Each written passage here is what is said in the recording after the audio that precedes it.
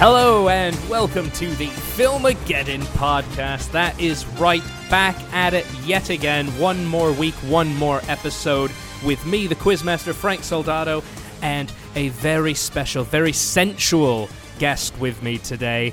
Well, it's nothing more special than normal because it's Adam Grundy. Hi.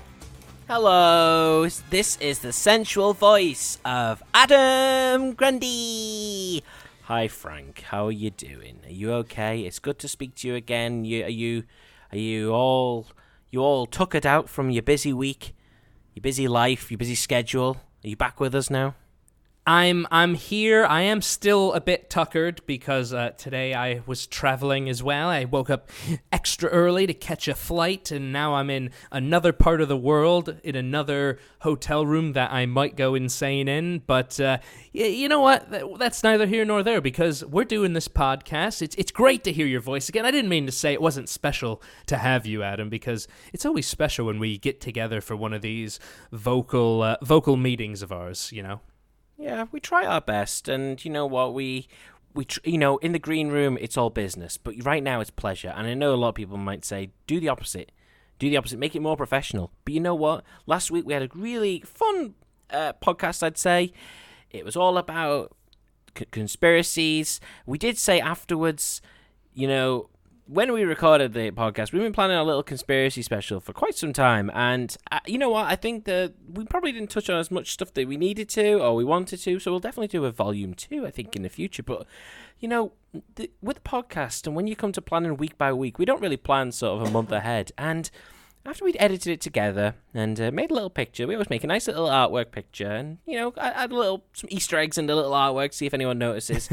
You know, we released it on a Tuesday. Released it on Tuesday. We didn't realize Wednesday was the anniversary of 9/11, and I had drawn the numbers 9/11 of a flounder the fish's face on the artwork. Yeah. So we kind of realized that it might be poor form to advertise a conspiracy podcast on that day. So, you know what? After all that work, probably didn't get that many listeners as we usually do, but this is the perfect chance to catch up again. We're going to be conspiracy-free this episode.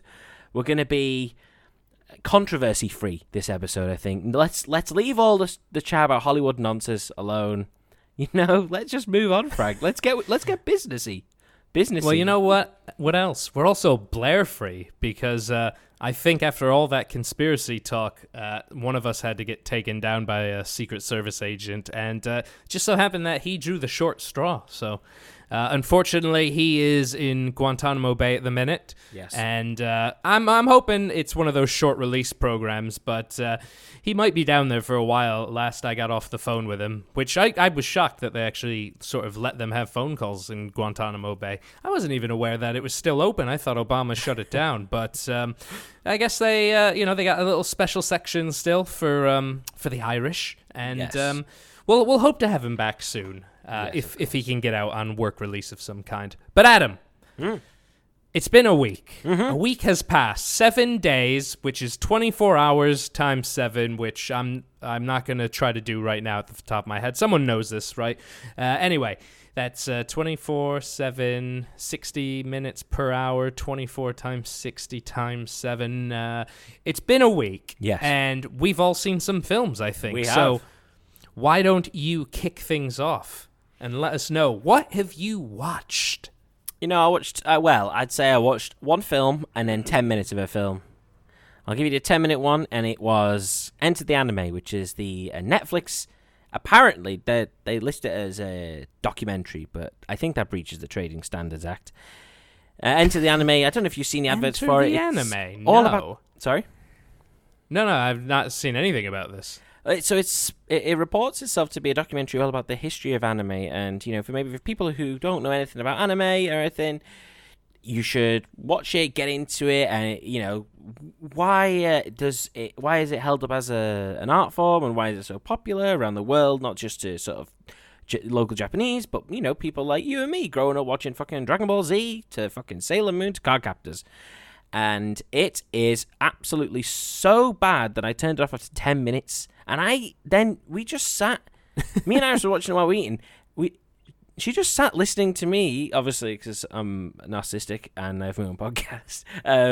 She just sat listening to me read off a review about why it was so bad. It was nothing to do with the history of anime. It was all a Netflix advertisement.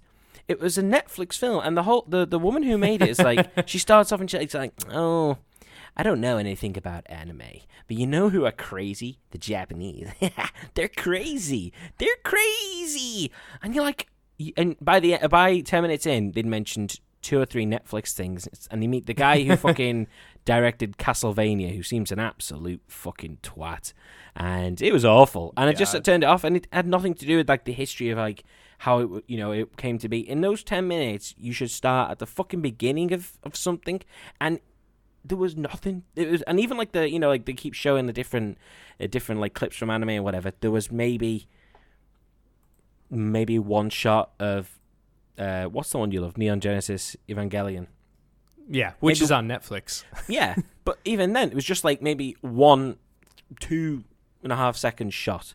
The rest was just all the Netflix stuff, and it was awful. Don't watch it if you like it. Find something else, and if you find a good fucking anime documentary, please show me. I want to see it, but I don't want to. Don't see this, please. Well, I mean, it does have 0% on Rotten Tomatoes, so you might be onto something here.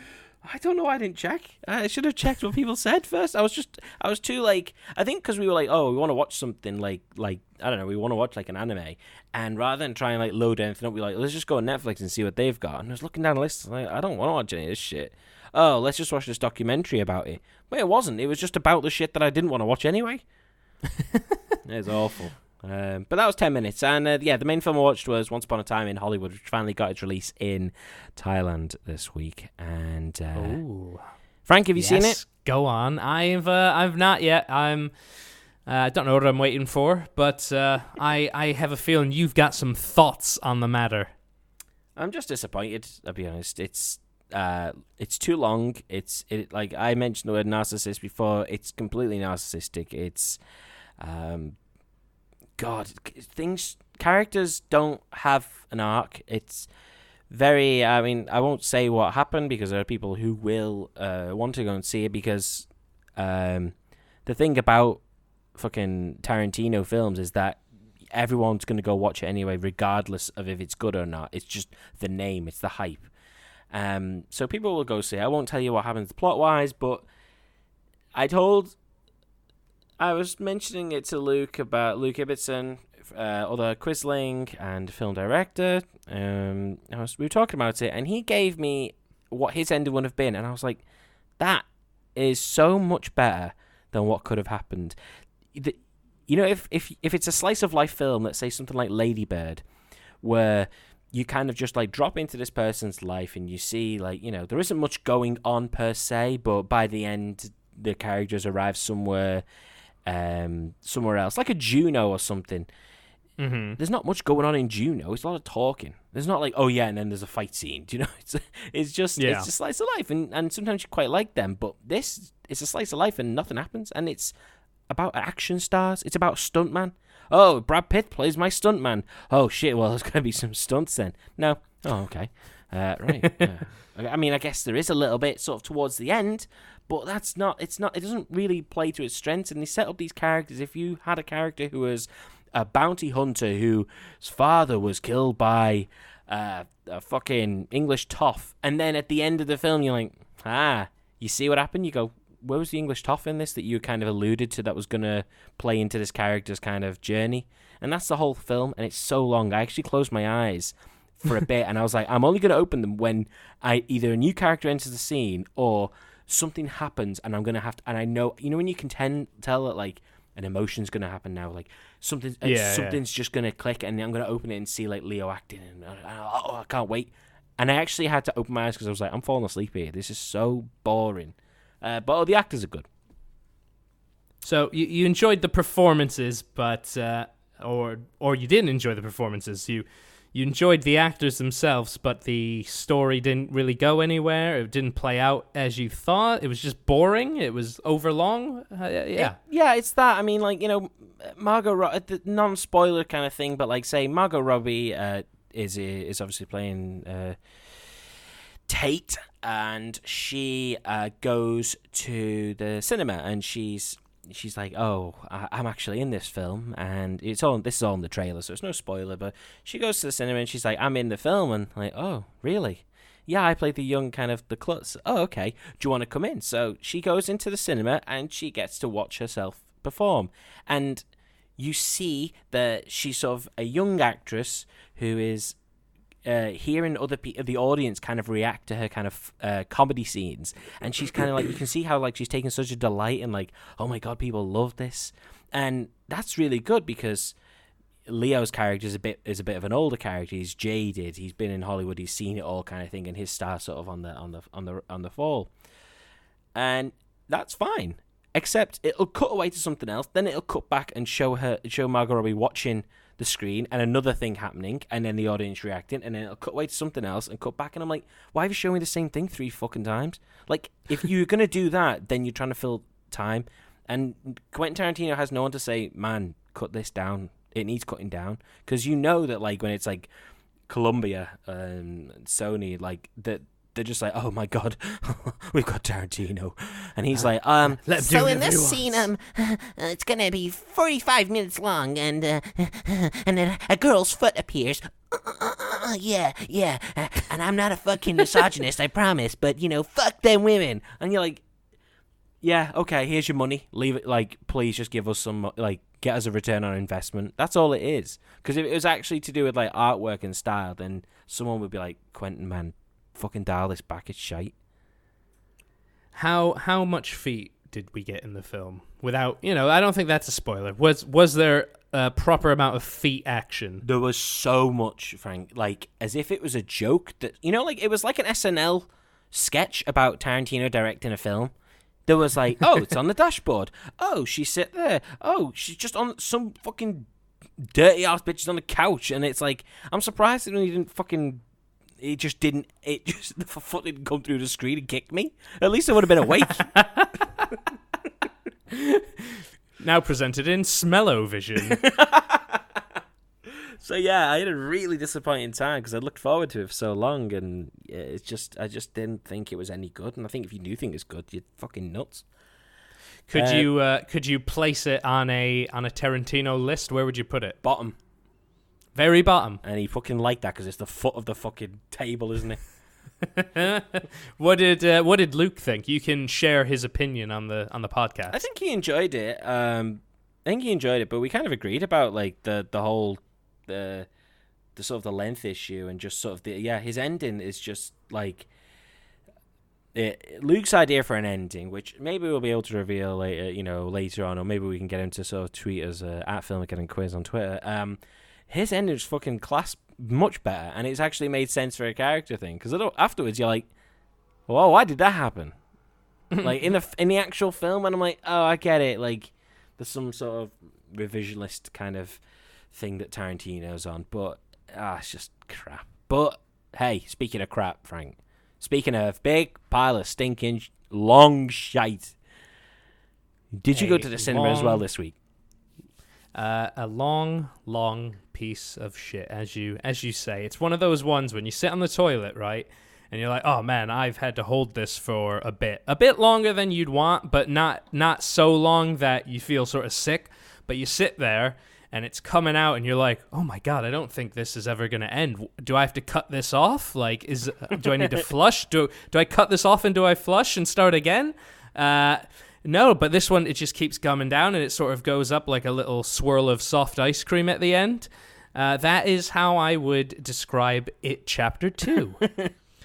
Just a long snake of a turd that sort of forms in the bottom of a bowl, curls around itself, because it keeps going around, and you keep getting the same old shit, literally. Oh, look, it's a scary clown. A bit more of the... Oh, he's still scary. Oh, wait, this guy's made a funny joke. Oh, hang on a bit. Wait for it to curl back around. Oh, it's another funny joke. And eventually, after what feels like 4 days, you finally get to that bit where your asshole just shrivels up, cuts that turd off, and you're able to wipe and flush and get the hell out of there. Yeah, so I saw It Chapter 2, and you saw it last week, and you had words. I have words about it. it wasn't very good. And the more I think about it, the more I sort of get upset, because I did really enjoy the first one, because I don't know, at the time it was something different. Obviously I didn't have like a massive attachment to the Tim Curry besides the fact of look, Tim Curry's funny in it. I've seen the clips of him, but I never really enjoyed it. Whereas the new one, I thought, despite the terrible viewing circumstances of that first one, I enjoyed it enough. Like the time setting, the kids, all that sort of coming of age stuff, and Pennywise was cool, blah, blah, blah, blah, blah. It was fine, and it was fine enough to have me excited for this one, especially considering some of the actors in it. And then I just sat and watched the movie, and it just felt like nothing happened for nearly 3 hours. And the things that did happen happened already in the first film, like better. Like the kids weren't weirdly CGI'd to de-age because they grew up too quick. And, like the first one felt like a contained story, and this one felt like, all right, we got to tell the story of the adults, but people like the kids, so we got to get them back in. And also, we got to do plot points that we easily could have shown in the first film in the second film, now that the kids are like 2 years older. Yeah. So let's airbrush them a bit, and then have them do that sort of stuff, which we could have easily shown, because the first one was fucking 2.5 hours as well. It's just long, and I don't know. There were good parts in it. There were funny parts. It's a lot of the same, pretty much same opinion you had. Like, Bill Hader's funny. Jessica Chastain's good. Like, I like the guy who played Eddie. He was good. Like, the adult cast was fine. They just didn't have a lot to do. Pennywise, Bill Skarsgård, he was doing that whole shtick of his, because that's the word I learned in New York was shtick. Remember, last episode, go download it and listen to it. What he was doing was fine, but it was, again, more of the same. There was nothing new. There was nothing like, I thought they'd find some way to like ratchet it up and make it a bit more scary or unsettling, but all the stuff that he did was just the same old, but like, oh, there's a different small child you're going after, and you're trying to taunt the adults. And I just thought, like, the CGI really took me out of it. It was really terrible. And I know, like, the first one probably wasn't that good as well. I mean, definitely wasn't that good. But this one relied so heavily on it, and it just felt like more jump scares just for the sake of it. Yeah. Like, there weren't sort of unsettling moments. Like, the only unsettling moments were the ones that they might have shown in the trailers when it first started. Like, some of the scenes with the, like, naked old woman, like, fucking doing a little Irish jig in the background of a shot or something. She flosses about it. Was...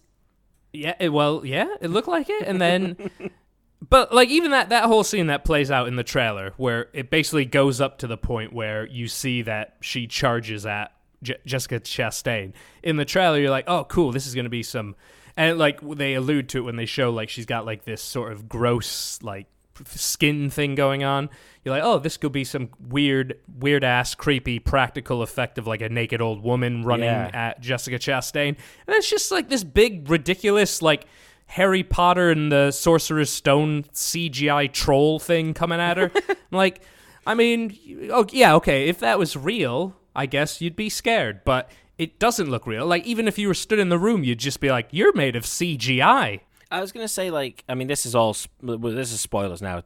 Chapter 2's been out for a while, so if you don't want to listen, this is a spoiler. And it's made a lot of money, so you've probably seen it. What do you think, then, about the scene with the fucking... dirty granny, and she's like chasing her and stuff, and then it cuts to Bill Hader's character, and it's like, obviously these adults are being scared in different ways and kind of playing into their fears, and Jessica Chastain's fear for some reason is an old woman who turns big, and then the next scene is, oh, here's a statue that Bill Hader can see, and it turns big as well, and I'm like, you've just showed me that. I don't need to see that. If you were having a 4-course, 5-course meal, you wouldn't go, okay, so, well, here is some fish, and for our main, we'll be having some fish. You're like, I've just had it.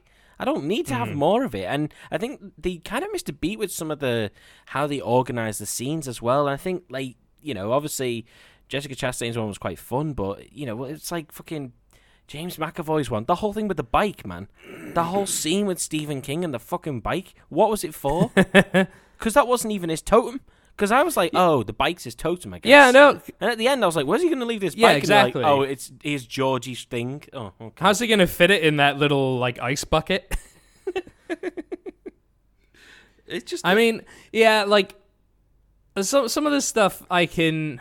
And I guess it goes down to being like, okay, it was in the book, whatever. Like, I've never read the book, but I've read enough about the book to know that, like, when they were kids, what, like, the Bill Hader's character, Richie, I want to say?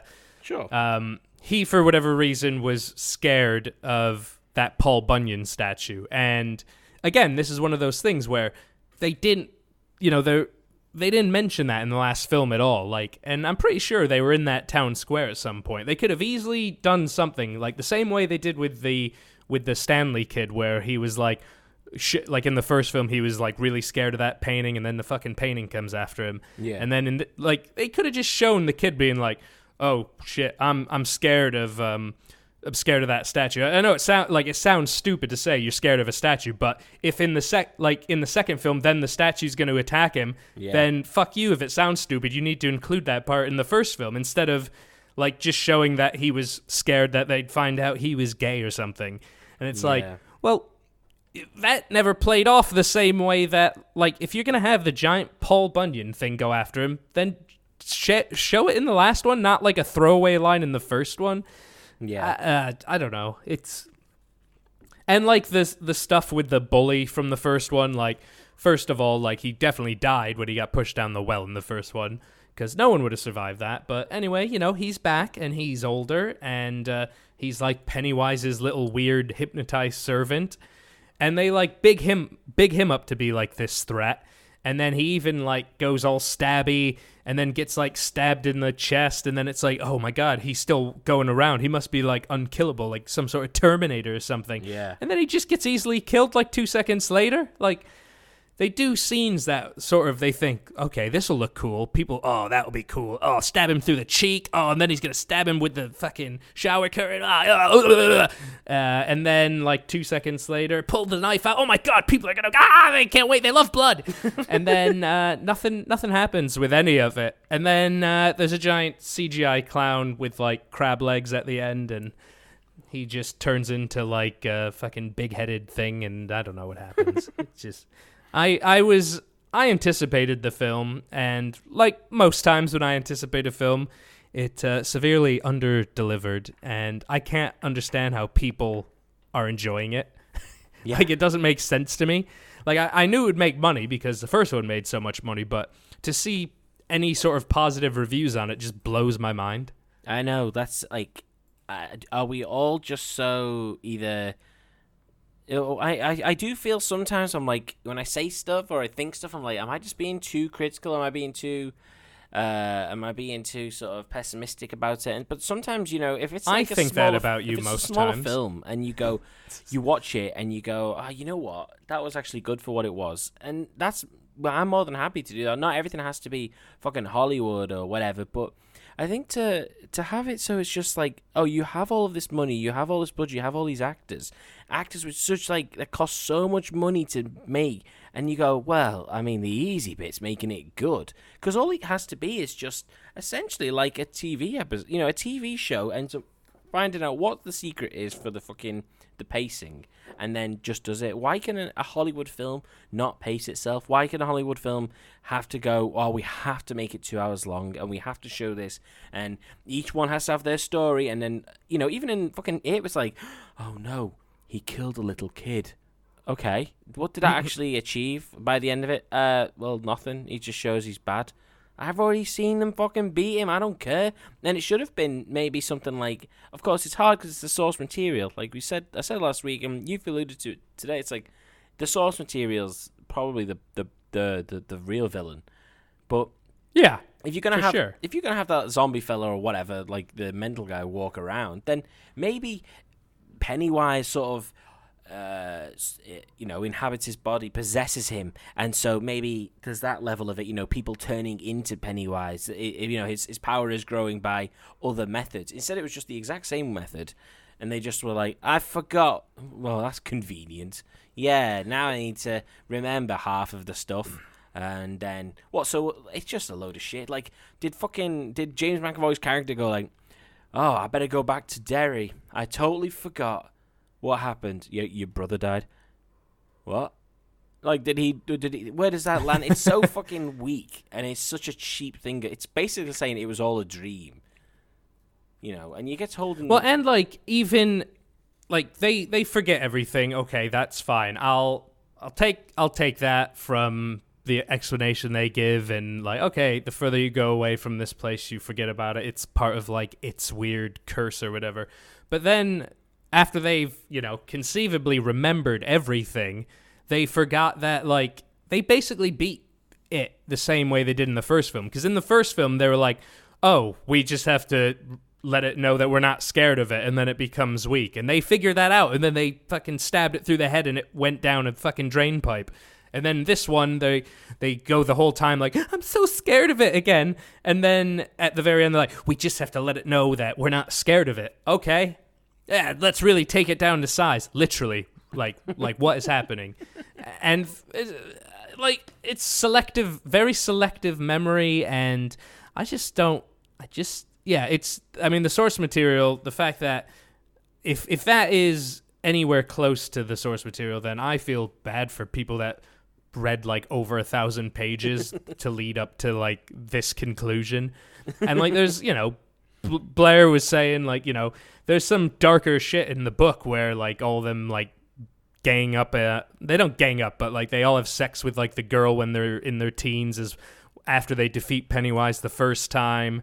And, like, all this other weird shit happens with, like, a giant turtle. It's like, I would have taken the giant cosmic turtle. Like, you've already told me that this thing's an alien, and we're going into, like, full Dreamcatcher territory. Like, everything that Stephen King does, basically, is from space.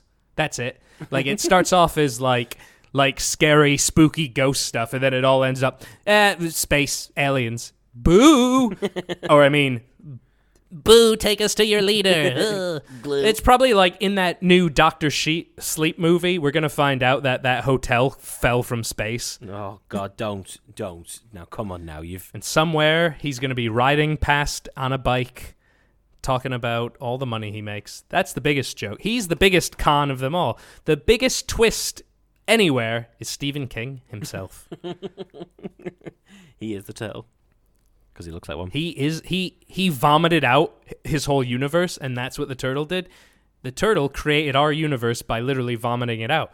And so he is the turtle because he vomited out his stupid Stephen King-averse. Right. Or whatever the fuck it is. I am... if they made a couple more of those Dark Tower movies, we would have gotten some... I'm getting upset. I'm physically ill, I think, right now. It's just a shame. What we've learned this week from both of us, some films are just too long. Very too much long, for sure. Definitely, if a film's over 2.5 hours, don't watch it. Just assume it's bad. That's the advice I'd give to you today. After today's episode, any movie over 2.5 hours, terrible. Okay. Wait, how long is Shawshank Redemption? 1 hour, 59 minutes. 2 hours, 22 minutes. See? Okay. It's based on a Stephen King short story. It's under 2.5 hours. Great. Done. You might be onto something. There is method in this madness. Name one good movie over 2.5 hours. You can't. Next. I guess... No, don't try. Don't poke any holes through this. How long is the Flintstones in WWE? Stone Age. SmackDown. Oh, that is a solid 82 minutes. It's the length of a long TV episode. It's 52 minutes. It is actually. Now that's how long all movies should be. 52 minutes. You're in, you're out, you're on with life. I mean, I think that kind of film definitely helps having. You already know the characters. You already know who Fred Flintstone is. You know he's he's the hero, he's the face, and you just, you don't. And that's the thing. Like It Chapter 2, you've already established he's a fucking scary ass clown. You don't have to then establish again how scary he is. I already know. I already seen it, but I also know he's a fucking chump, and he got beat twice by some fucking dweebs. Oh my god, they do. I was going to say, do all the wrestlers have, like, Flintstone-type names? And I'm looking at the cast list, and they do. Please, what's some of them? All right, here we go. Now, I will name the real wrestler, and I want you to guess the Flintstones Stone Age SmackDown name of the character, okay? Okay. All right, here we go. First, Brie Bella. BC Bella. No, it's Brie Boulder. Oh, wait, isn't that's something to do with the quarry that old Fred works at? Well, yeah, they've all got, like, Mr. Slate. He was the guy who ran the quarry. Mr. McSlate. Okay. All right, I'll give you, this is an easy one. Nikki Bella. Oh, well, Nikki Boulder. There you go. The okay. twins. Here we Magic. go. Daniel Bryan. Oh, Daniel Boulder. No, Daniel Bryrock. Bryrock? Doesn't make any sense. Yeah. What's a Bryrock? John Cena. John Cena, okay. John Centaur. I don't know. No, that doesn't make any sense. The centaurs don't exist. John Cena Stone. Cena Stone. It's just lazy. It's like, can you think of something? Nah, I'll just stick stone on it. Like, okay, go on. Mark Henry. Mark Henry. Mark. Oh god, like Landmark Henry. They went the reverse here. It's Marble Henry. Marvel Henry? What's that got to do with anything? Marble. Oh, Marble Henry. Marble. I think you said yeah. Marvel. I was like, Marvel? Marble Henry's good. What about Mr. McMahon? Okay. Mr. McMahon. I like this one. This one's good. I don't know. I'm going to go with... I'm just going to go with McStone. Mr. McMagma. Oh, that one's good. I like it. That one is so good. This one I don't get. Maybe I'm reading it wrong. Rey Mysterio. Rey Mysterio, the Master of the 619, which isn't like a sex move, apparently. It's something to do with like his postcode. Master of the WN6, Adam Gurney. Ray could be Sun Ray. No, that's stupid. Okay, now I've figured out how I have to read it. It's Rey Mysterio Opal. Oh, that's fucking weak. That's weak. That's just not even good. It's just lazy fucking... And they got paid for it. 52 minutes, not much, I imagine. But there's two more left here. You've got one of these, I'm sure. I'm sure one. If one's not The Rock and Stone Cold Steve Austin, then what's the point? They're not in this. Wait, the only two that are named after rocks are fucking... They're not in it. What about CM Punk? Okay. CM Pebble, CM... Oh, no, it'll be like BC or AD Punk. Oh, no, because BC kind of like says that, like, confirms Christ's existence, really. And I don't think the Flintstones knew that, so... no, go on. Seymour... CM Punk Rock. Oh, that's okay, I guess. That's okay. And here's the last one. All right, last one, the final one. Save the best for last. The Undertaker. And now, come on. He buries people alive. The Undertaker, the Under Rocker, the Under Rock. The Under Rock. Why not? The Undertaker as himself. Why are the rest not as themselves? Why are the Flintstones brought to the fucking present? Why does it have to be that everyone else is in the past? And if they're not, that's very, very peculiar that these people existed. Is it talking more about like sort of... Thank you, Scooby-Doo. That fucking clip of fucking Scooby-Doo speaking to fucking The Undertaker is so stupid. It's my favourite thing. It's better than It Chapter 2. And I've not even seen the film yet. Yet was the key I'd word. watch that clip for 3 hours. Anyway, so I think what the takeaway from this is don't watch fucking anything that Tarantino plops on your fucking plate. Don't watch anything about stupid clowns for 3 hours.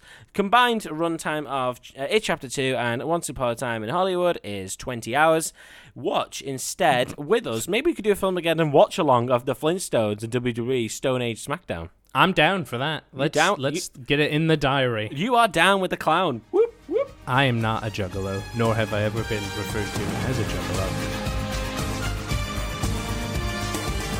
So there you go. Another week has passed, and we saw films that we regret that we have seen, or just parts of films even that we regret we've seen. But let's move on, because I got something a bit different in store for us today, Adam. Are you excited? Always. Are you tingling with anticipation? I think so. It might be an angina. I'm not sure. Okay, so today we're going to do something a little different. We are going to play Fantasy Film Ball. For the people out there that don't know what the hell Fantasy Film Ball is, Frank, what is Fantasy Film Ball? I don't know. I just made it up. Basically, so we enjoy ourselves some fantasy sports, don't we? We do some fantasy NFL. We do some fantasy Premier League. We've even done the fantasy movie theater game a few years back. What was that called? That was fun. Maybe we'll get back into that again someday. I don't think so. I get emails every week from him, and I'm like, I don't give a shit what's coming out. So it's hard to care when you don't. And it never ends. It's just like, oh, autumn one starts now, spring starts now. Yippee! It doesn't end. It's just shit. All right, so anyway, we're doing Fantasy Film Ball, so we're taking the concept of, like, fantasy sports, and we're going to do it a little differently for our purposes. So, Adam, let me explain the rules to you today. So, Variety.com recently published an article naming the highest grossing celebrity salary, or not the highest grossing, sorry, the highest celebrity salaries for 2019. They've listed a lot of people. I can't count without numbers next to them, but let's say there's like 20 people on this list or so. Basically, what we're going to do is we're going to have ourselves a draft. We're going to each get a pick. So you pick an actor, I pick an actor, and then we just keep rotating like that. At the end of the day, we're each going to draft 10 actors. They have to fall within our budget, so the budget for our motion picture that we're going to be making today is $120 million. So keep that in mind, $120 million.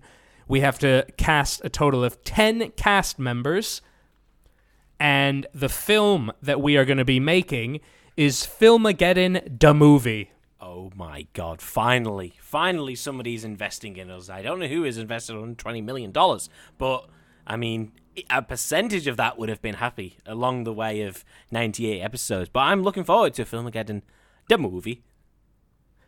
It's going to, I mean, with some of these actors, it's going to be big. So, basically what we're going to do is, we're going to each cast this movie, and at the end of it, we're going to leave the vote up to the listener to pick which movie they'd rather watch. So the movie themselves, let's just assume for the sake of this game, it's the same script, it's the same characters, it's just the casts are going to be different.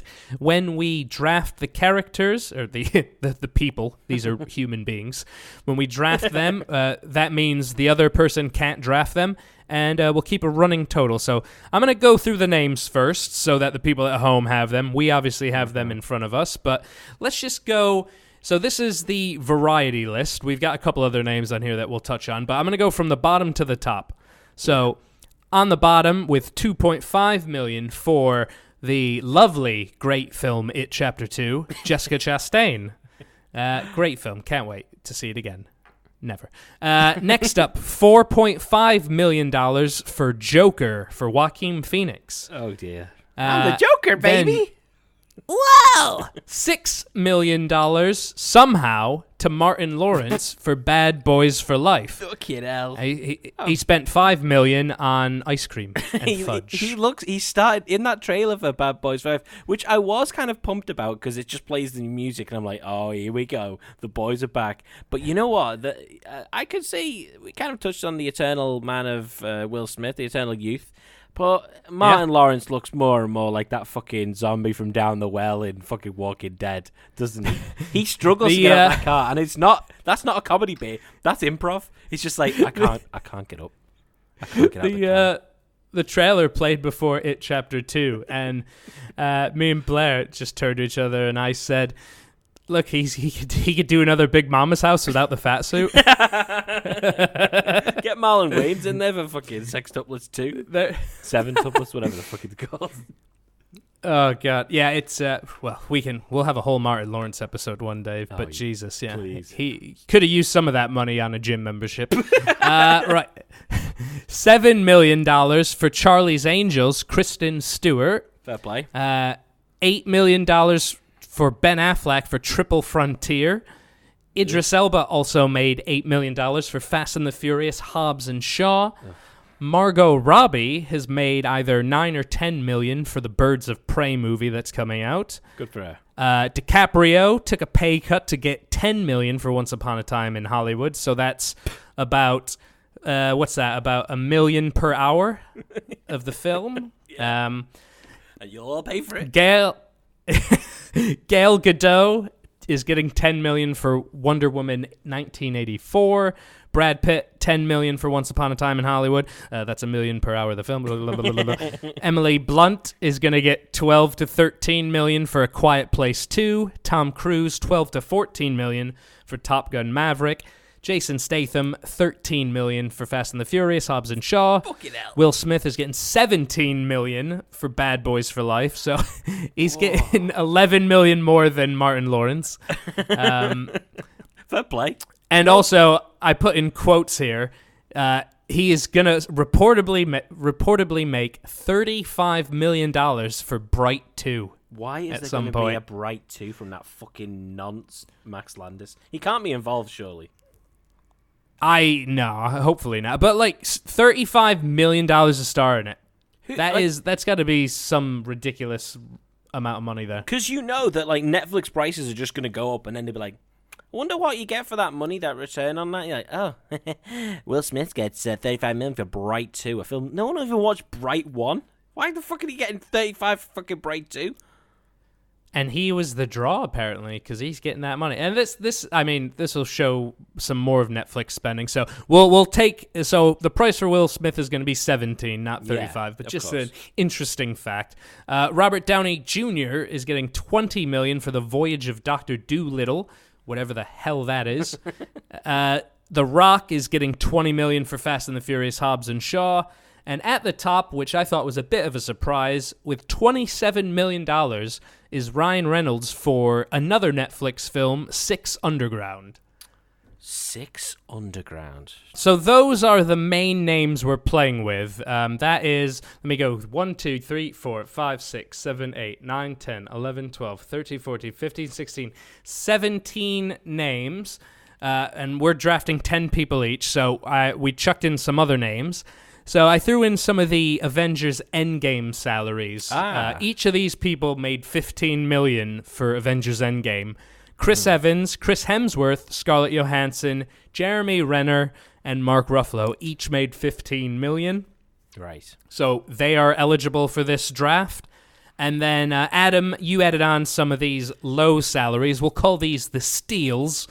And we've got Jonah Hill. He made $60,000 for Wolf of Wall Street, and I assume that has to do with him just wanting to work with Scorsese and agreeing to do it for very little money.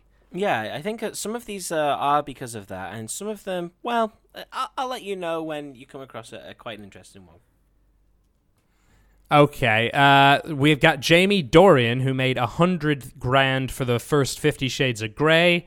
Gal Gadot again appears on the list, so we won't draft her at the low price, but interesting to know she made $300,000 for the first Wonder Woman and is now going to be making $10 million for the second one. Good on her. Yeah. Ex-army, ex-murderer. There you go. And Fast and Furious alumni as well, which most people will be within 5 years' time.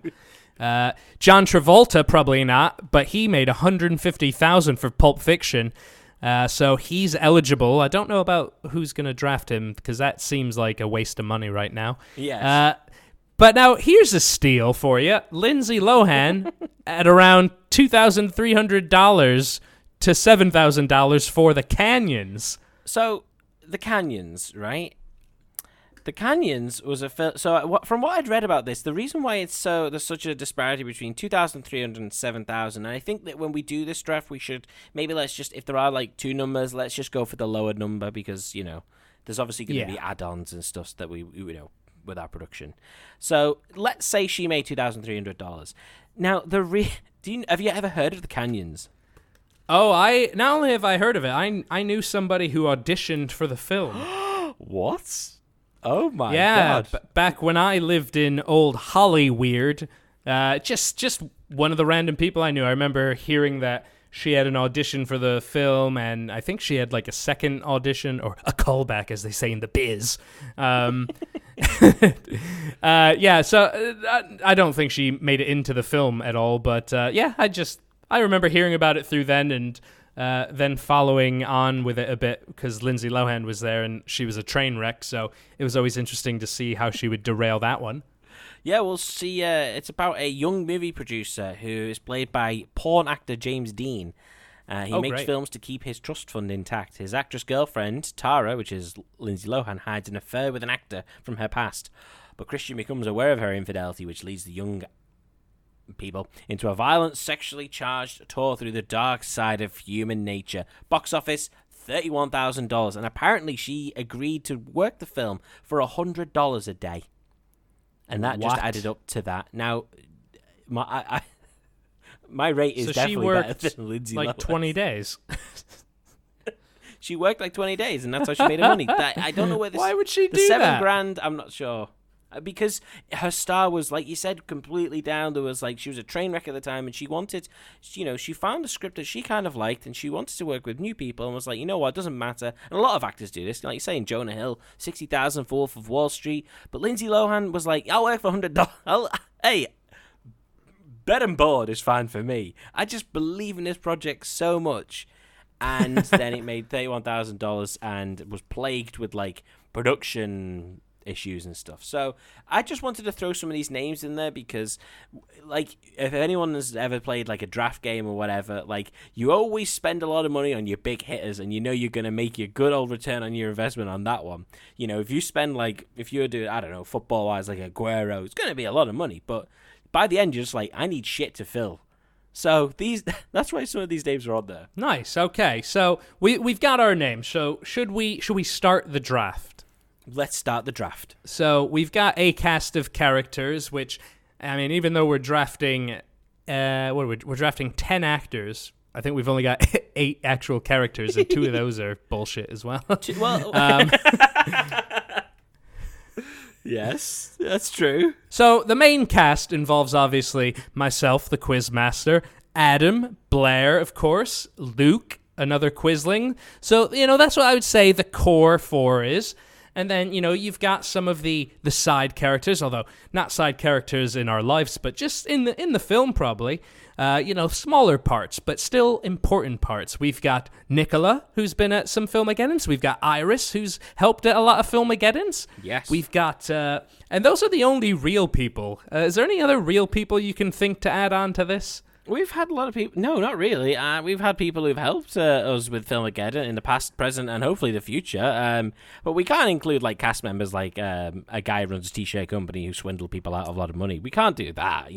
That would be immoral. Oh, I think we could do that. Let's have t-shirt scum as a character. T-shirt scum. So, T-shirt scum, okay. Pudsey the dog. Yes. Of course, R.I.P. Too soon. Of course, everyone can remember from one of our superhero quizzes, we've got Quiztron, the evil, benevolent robot who was designed to help create quizzes and instead is taking over. And playing an actor will be playing this role, the role of the Prince Charles Cinema. Ah, okay, of course, because you want to have... It's a bit abstract, this. Like a CGI character, I imagine. It kind of transforms, a man transforms, or a woman transforms. Maybe it's kind of like a sort of Tetsuo the Iron Man, or an Akira kind of sort of situation. Yeah, and the Prince Charles has a lot of personality, so it needs a voice. It needs a good voice. But and Pudsey, of course, will be played by a real dog, but we will move his mouth. And Quiztron will also be a CGI character. Yes. It's a lot of key roles in the mix. There is, and well, you know what? I think I'm ready to make my first pick. I think this. I'll go with one of the fellas, and let's say, this person started Filmageddon. This person is probably the driving force behind it, as well as the actor probably has some sort of undiagnosed mental issue of any kind. We don't know. I'm gonna go with Robert Downey Jr. playing Frank Soldato. Oh, that's a good draft right there. It is. So that's 20 million for 20 million already. And I'm trying to write out the numbers as well because I was like, I am. Yeah, so am I. So we're both keeping on top of this. Okay, so Robert Downey Jr. is off the board, and I'm just gonna. We'll remember that. Okay, so you've drafted Robert Downey Jr. Okay, that's a strong first opening bid there. I'm gonna go. I like to try to be tricky. I like to play the percentages here. And I think coming off of what people are saying is a very good performance, I'm going to go the low end and go for a bargain for my first pick. And for 4.5 million to pick up Joaquin Phoenix. And you know who Joaquin's going to play? I think he's going to play the imprisoned, embroiled Irishman himself. Oh, He's got to be Blair. Oh, he's got some dark side to him, doesn't he? He could be jovial, he could be fun, but he could also be kind of weird, and you might not want to hang out with him. I think he's gonna be very pleased to have found out that Joaquin Phoenix will be playing him in your movie, as we should say. I know, yeah, it's a solid choice. Well, okay, so. I've still got a lot. I've still got a Blur actually to cast. Maybe I'll come back to Blur. It's I've got to see where it lands. You know what though? There's another heavy hitter, and you know what? I think it's only right. It's only correct. Jason Statham is Luke Ibbotson. Now I know what you're thinking. Why? But they're both British, and that's where it's gonna end. I think compared to the rest, they both like a fight. I've heard, but I think they're both like a punch up. But I know I'm fairly confident that Luke could take Jason Statham, beat him into submission, and get him to act as himself. So I'm taking Jason Statham for 13 million. Ooh, okay. I was considering picking him up. So you've got Jason Statham, and you've got him playing Luke. Okay. I'm going to go. I saved a lot of money with that first pick. Now I'm going for the highest on this list. I'm going 27 million for Ryan Reynolds. Whoa. Yeah, because you know what? He's a funny guy. And you know who's a funny guy in our little quartet? Quiztron! No, I'm gonna make him. He's gonna be playing you, Adam. Oh wow, that's high. That's high praise. And well, it's the guy. He makes us laugh, and also you sort of feel sorry for him because he's sad. Yeah, that sounds about right. I guess. No, he's happy because he makes 27 million a year. But that is where the similarities end. I'm afraid. I'm Lindsay Lohan back here. But see, this is when I go bargain basement for Blair, then I've got some money to splurge, and I think those two playing off each other as the Adam and Blair, I think that will be a very good little mix there. Okay, so let me just get this straight though, because I do get to cast for myself and Blair still, don't I? That's how it works? Yeah. We're each casting our film. Okay. Well, in that case, do you know what? I think I'm gonna go the complete opposite of what you've just done. I'm gonna skip past it. I'm gonna cast myself. And you know what? I spent a lot with Robert Downey Jr. for Frank Soldato. I think I might have to go and give a chance because you know what? Maybe this is the start of his career again, and I want to help give him a boost up. I'm going with Adam Grundy will be played by Martin Lawrence. Now, that's a cool $6 million. Like, there's nothing wrong with that.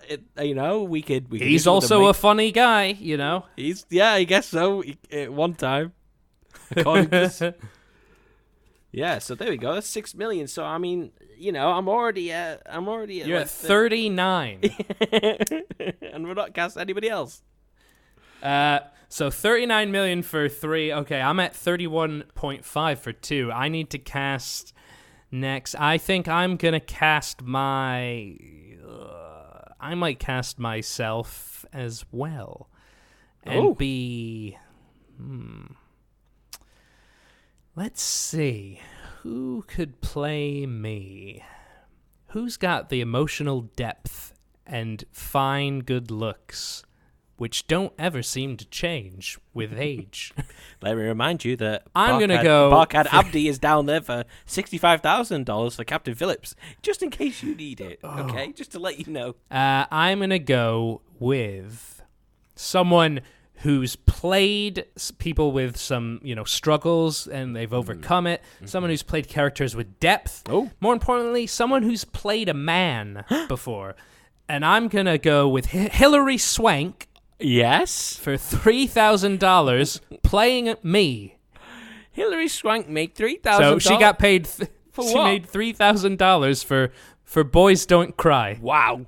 Okay. Yeah, I could see Hilary Swank as so you. I know she could play that. Get a wig on her, and obviously it's going to be a bit of a gender reversal, but she's going to play the male version of me, obviously, because I'm a man.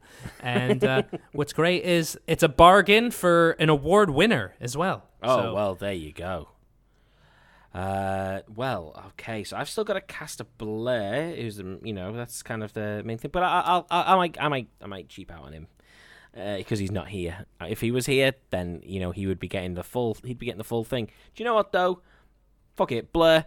He's gonna be played by Kristen Stewart. We're doing more of this kind of reversal of acting. Ooh. $7 million there for Kristen Stewart playing Blair. She has the range easily. She's also got that kind of deadpan. You know where you stand with her, I imagine. Seems a bit abrasive, whatever, but you know what? I think she could put on a decent Irish accent. Yeah, and she's got the same haircut, so that's fine. So that's good. Okay, so you've got Kristen Stewart. Let's see, $7 million. That puts you up to $46 million. Oh, okay. Okay. I gotta cast a Luke here, don't I?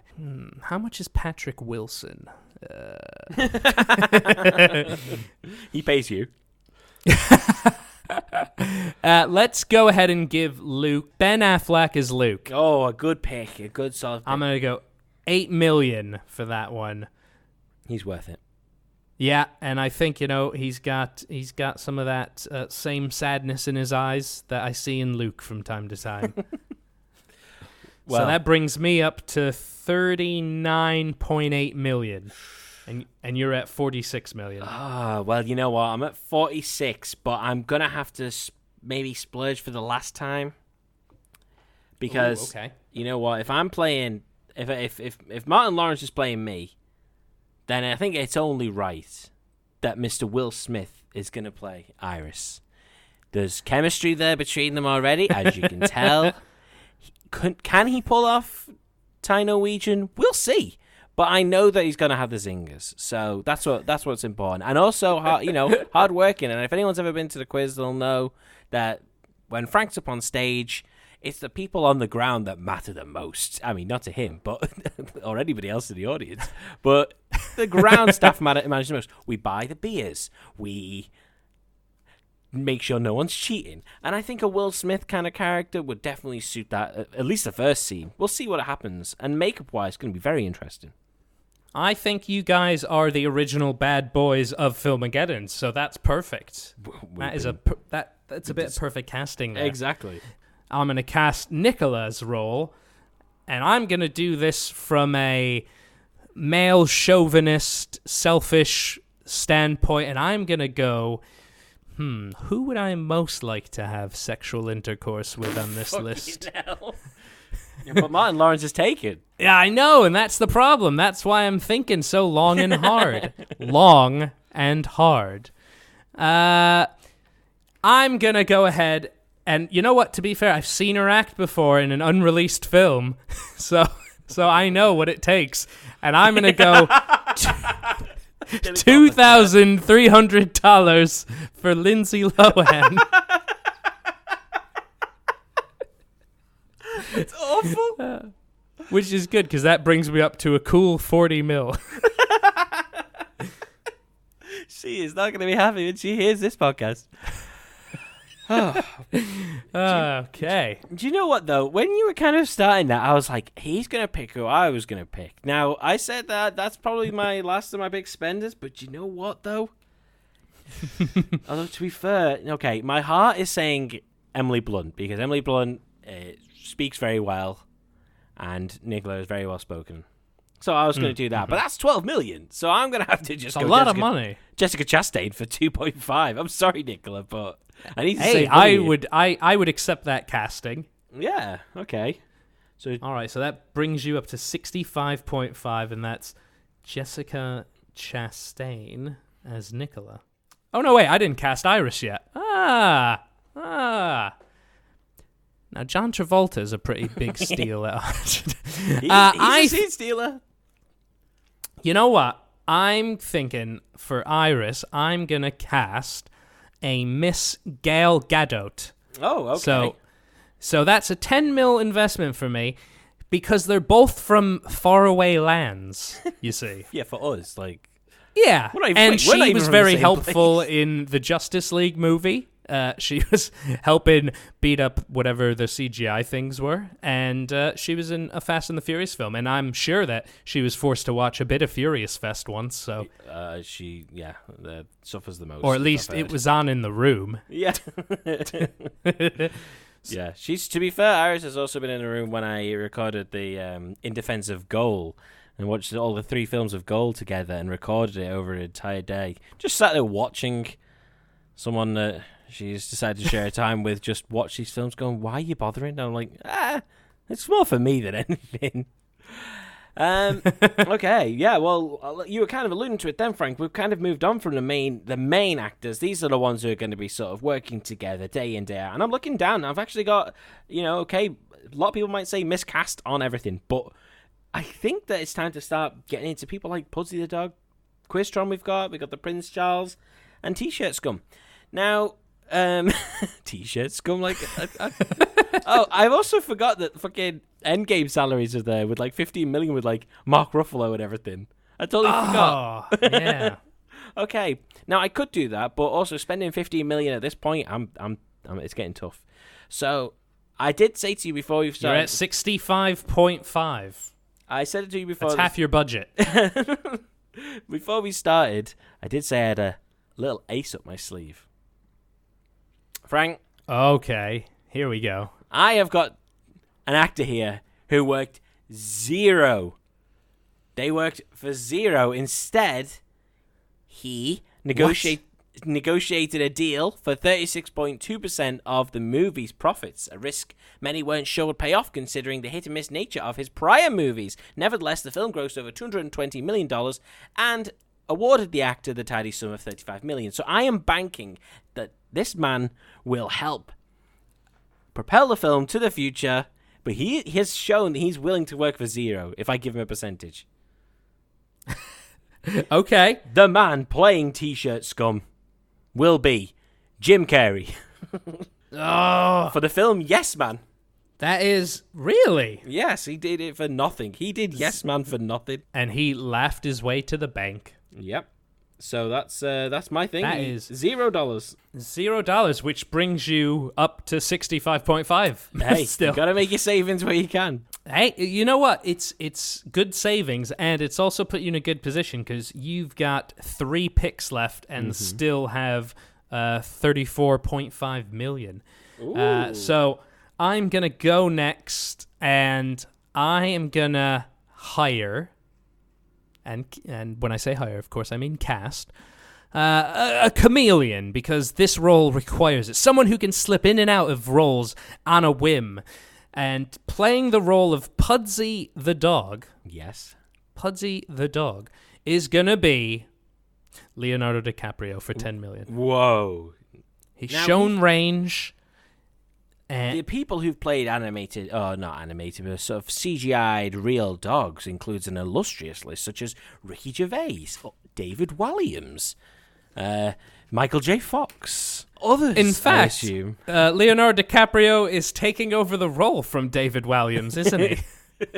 Yeah, and a lot of people are saying that Pudsey should be played by a female this time. It's time that, no one actually said Pudsey was a boy, apart from his, little dog dick fucking flashing up when he's doing his dancing, which happened a lot during the film. But, I think that's solid casting, so I think I'm going to have to get my own Pudsey. I don't think I'm going to be able to afford fucking DiCaprio.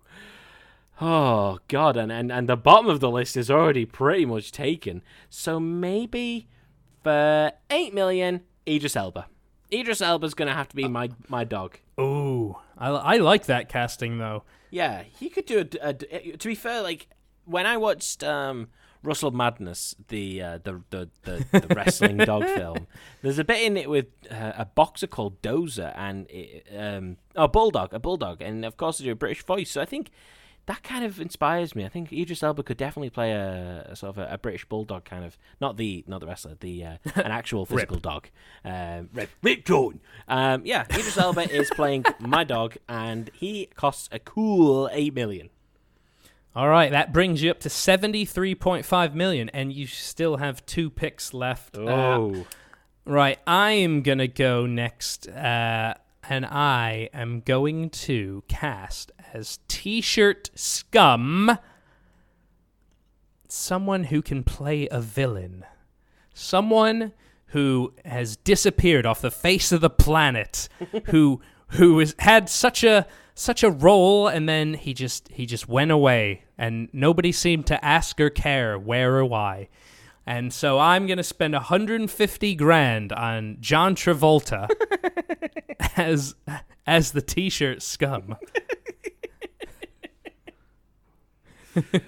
Yes, that's a good one. It's a very bloated character. Yeah. So that brings me up to $60,150,000. How much I still got left? You've got $26.5 million for 2 roles, so you can afford to go big here. I can afford to go big, and Quiztron probably demands a big character. Of course. I do kind of realize at this point that the only sort of Asian character, Iris, has not been cast using Scarlett Johansson, who is a fan of doing that. So instead, I will cast Chris Hemsworth, because ladies love him. So as Quiztron. Sex appeal. As Quiztron. $15 million. A cool $15 million for Chris Hemsworth. All right, that brings you up to 88.5. I gave us $120 million budget, but I assume let's just say that's 100 at this point. That makes more sense. Yeah, that definitely because we're so close. Otherwise, it's just anybody you want. Anyone. Yeah, literally, just pick an actor, any actor. I think. Well, to be fair, that was before all these deal ones came in. Yeah. Right, my Quiztron. He's got to have a strong voice, a strong attitude. He again could be evil, could not be. Let's go. My Quiztron. You know what? I'm going to go with someone from the Avengers as well, but I'm going to go Scarlett Johansson. Because, again, we're doing a bit of the flipping around, making Quiztron a bit sexy. And you know what? A lot of people didn't ask for Quiztron to be played by a human, but a human's going to play Quiztron whether it likes it or not. Okay, well, so that's a 1 pick left each, and I think it's both for the Prince Charles Cinema, isn't it? Yeah, so you have $11.5 million, and I have $25 million. Margot Robbie. Is she in it? No one's claimed her. She can play the cinema. You know why? Because we all like to go into there, right? It's within her wheelhouse. to play a building. But also, I don't know, I looked down my list and I was like, oh man, there's a few more fellas here than ladies, so I need to balance it out. So I've got Margot Robbie. She can easily do it. She plays a building. Why not? She plays a building. There you go. Perfect. And I need someone to play the Prince Charles Cinema, someone who's friendly and warm and inviting. You know what? I think he's got the chops to do a building. Let's just go with The Rock. Oh. We're doing The Rock. We're going to spend the $20 million on The Rock because the Prince Charles Cinema is The Rock for all of us in London. It's always there. It's protecting us. It's inviting us. It's entertaining us. And that's what The Rock does. Let's go over these final figures. So we both have casted our film, Filmageddon D'Movie. So for you listeners at home, pay attention to our cast lists here, and we're going to want you guys to vote online on Twitter, which is at Filmageddon Quiz. We're going to want you to vote on which of these films you'd rather watch. So here we go. Adam's Filmageddon D'Movie, starring Robert Downey Jr. as Frank Soldado. Yes. Jason Statham as Luke. Martin Lawrence as Adam. Kristen Stewart as Blair. Will Smith as Iris. Jessica Chastain as Nicola. T-Shirt Scum by Jim Carrey. Idris Elba as Pudsey. And Chris Hemsworth as Quiztron, with Margot Robbie as the Prince Charles Cinema. Beautiful. I mean, vote for me. This is going to be a long week of campaigning. And you know what? 98.5 million, so you've even saved a bit of money there. You can put it more into the special effects so that Margot Robbie's building really comes to life. Yes, we're going to do that. All for sort of insurance purposes when Martin Lawrence injures himself standing up too quickly. And then we also have Filmageddon D'Movie, starring... starring Hilary Swank as Frank. Oh, see, that makes sense now. Yeah. Joaquin Phoenix as Blair. Adam, played by Ryan Reynolds. Wow. Ben Affleck playing Luke. Nicola, played by Lindsay Lohan. Iris, played by Gal Gadot. Pudsey the dog, voiced by Leonardo DiCaprio. The T-Shirt Scum, played by John Travolta. Sexy Quiztron by Scarlett Johansson. And the Prince Charles Cinema, played by The Rock. I love the way that your film has these actors like playing humans, and then when it comes to the Pudsey the dog and fucking Quiztron or whatever, or like, you know, you basically got like the highest earning people at the bottom of the cast list. Yeah, well, see, that's the thing. Like, you save your money on the main cast, who's going to give you the most from it, and then, you know, these guys work in scale a lot of the time, so yeah, of course. You know, they're going to bring the names in, though. They're going to bring butts in the seats. People are going to want to see a film starring The Rock and Scarlett Johansson. Probably not John Travolta. No, that might chase a few people away. But here we are anyway. And you know what? After the Joker, people are going to love to see Joaquin's turn as another deranged little man. Well, yeah. I mean, you know what, Frank?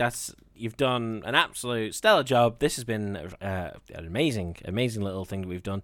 I think, yeah, if you... we're going to have a thing through the week about which film you'd vote for, which cast you think's a better kind of mix or anything like that, and send your comments to @FilmageddonQuiz on Twitter, or you can email us filmageddonfilmquiz@gmail.com. Or we're on Instagram @Filmageddon. I'm sure if there's anything that we can think of with actors-wise or anything through that, we'll be putting up on there as well. Yes, and a quick little mention. We need to send a little shout-out to our friends at the Pod Charles Cinecast. We're actually going to be doing a screening of Good Burger at the Prince Charles Cinema. Love Good Burger. And then they're also going to be doing a live podcast after the screening. That is coming up Friday, the 20th of September. Yeah, we've got John and Ari taking over the upstairs screen, and they're going to present 35mm presentation. I didn't even realize they put Good Burger on 35mm, but there you go. So they're going to be screening the film, and then after the film, stick around for a live podcast, and that is going to be very exciting. I love that film. Really a big fan of that film and a big fan of those guys and the podcast. So it's sort of a 2-for-1 deal. So buy some tickets to that. Yeah, it should be good if you were in London at the time. I would, and if I was, I would be going, but I'm not. And just before we sign off, Frank, I don't know if you saw, there was a little tweet from Ryan Johnson saying Londoners, The Brothers Bloom is screening it at one of my favourite theatres, Prince Charles Cinema. It doesn't get trotted out as much. So if you want to see it on the big screen, don't miss it. And someone called Straight Weather 2, whose display picture was that of Nazi propaganda of Jewish person, replied saying, Ryan, just a daily reminder, you suck at directing. Please quit the business and go be a journalist like the rest of the creative failures in the US. So that's also screening at the Prince Charles as well. Oh, there you go. All right, Adam, thank you very much for joining me for this, and thank you to everybody listening, and we will see you next week for episode 99 of the Prince Charles podcast, of the Filmageddon podcast, episode 99 of the Filmageddon podcast. We'll see you next week. Bye-bye. Bye.